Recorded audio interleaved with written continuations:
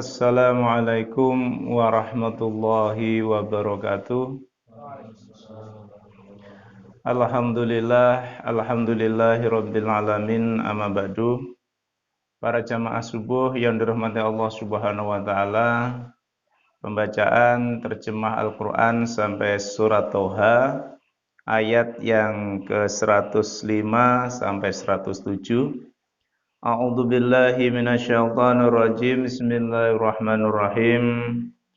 Wa yas'alunaka 'anil jibali faqul yansifuha rabbi nasfa.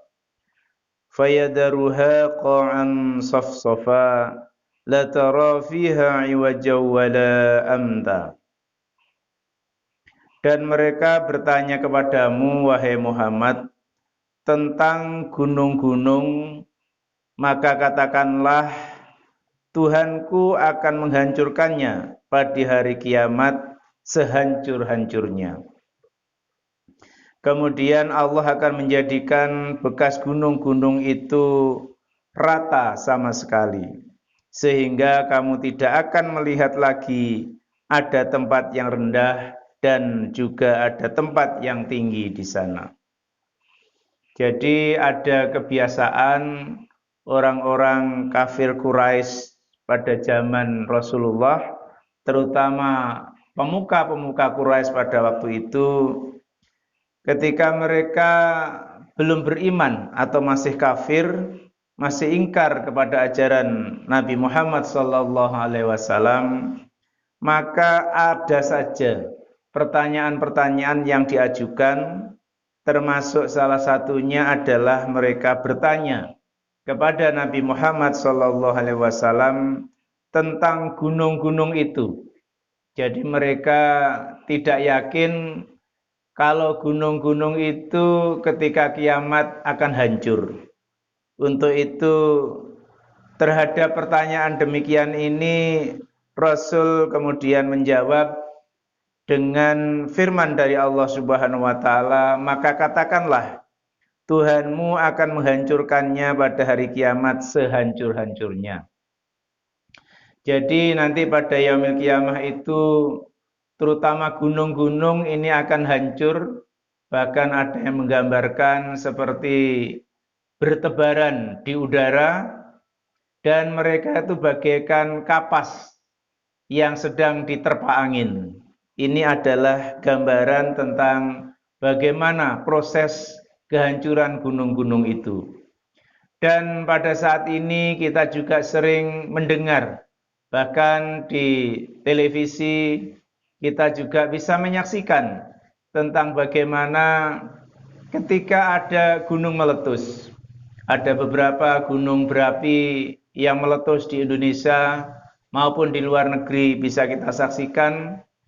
Ini adalah satu tanda-tanda kebesaran dari Allah Subhanahu wa taala dan sekaligus mengingatkan kepada kita bahwasanya gunung nanti juga akan hancur. Seperti pada saat ini ketika gunung meletus, justru akan meletupkan, ada deburan-deburan angin, ada batu-batu dan juga bahkan ada api yang sangat panas, yaitu dalam bentuk lahar. Ini adalah peringatan kepada kita yang saat ini sedang berada dalam kehidupan di muka bumi ini.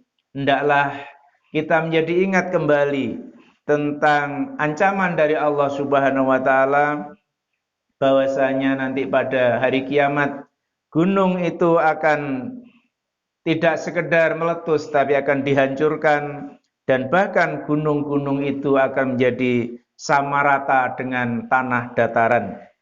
Dan bahkan di sini digambarkan tanah dataran itu sampai-sampai kita tidak bisa membedakan mana tanah dataran yang tinggi dan mana tanah dataran yang rendah. Menggambarkan bahasanya nanti besok di yaumil kiamah itu semua dalam bentuk hambaran, hamparan. Sehingga ketika manusia dibangkitkan lagi dari kematiannya, dari alam kuburnya, maka mereka satu sama lain pada saat itu akan saling berbisik. Pada hari itu mereka mengikuti panggilan penyeru, yaitu para malaikat yang pada saat itu sebagai panitia yang sudah dibentuk oleh Allah Subhanahu wa taala, malaikat ini senantiasa menyeru, dan seruan malaikat itu tanpa berbelok-belok, artinya seruan yang lurus dan tidak boleh dibantah. Dan pada yaumil kiamah ketika manusia dibangkitkan, maka mereka semuanya akan tunduk merendah kepada Allah Subhanahu wa taala yang Maha Pengasih, sehingga mereka yang terdengar hanya berbisik-bisik di antara satu dengan yang lainnya. Suasananya betul-betul mencekam. Suasananya betul-betul mereka dihantui oleh kekhawatiran karena mereka sedang berhadapan dengan pengadilan yang sesungguhnya, Maliki Yaumiddin, yaitu dari Allah Subhanahu wa taala. Sehingga marilah ketika kita membaca ayat-ayat tentang kiamat, hendaklah kita menjadi ingat bahwasanya fenomena alam yang sekarang sedang terjadi atau sering terjadi ini juga merupakan peringatan tentang datangnya kiamat.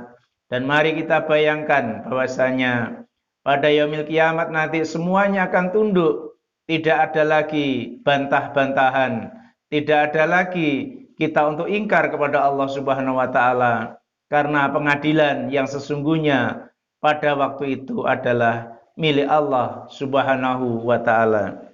Untuk itu marilah ayat ini menjadi bahan renungan, sehingga dengan mengingat-ingat hari kiamat kita menjadi orang yang senantiasa taat dan patuh, tunduk kepada Allah Subhanahu wa taala senyampang kita masih ada sisa-sisa kehidupan.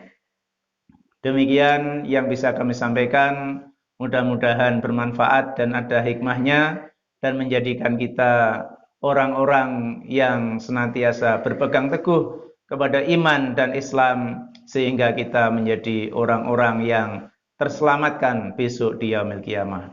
Akhirul kalam, assalamualaikum warahmatullahi wabarakatuh. Astaghfirullahaladzim, la ilaha illallah. Astaghfirullah.